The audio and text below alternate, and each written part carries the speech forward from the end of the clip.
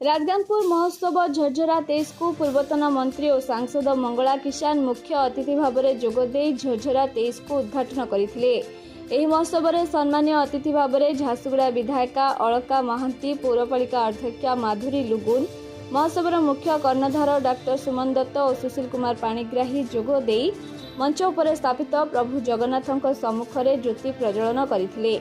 प्रारंभ में निर्मला इंग्राजी स्कूल छात्री मानक द्वारा वंदे उत्कल जननी संगीत सह नृत्य परिवेषण करा जायथिला।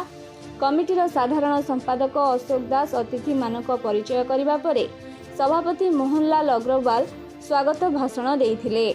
कमिटीर उपसभापति वीरेंद्र नाथ रथ और इफ्तिकार अहमद, कोषाध्यक्ष पवन कुमार अग्रवाल, आसाफक अहमद, जाफर मोबिन अहमद, सुशीला लाकरा निजर मतामत व्यक्त करथिले।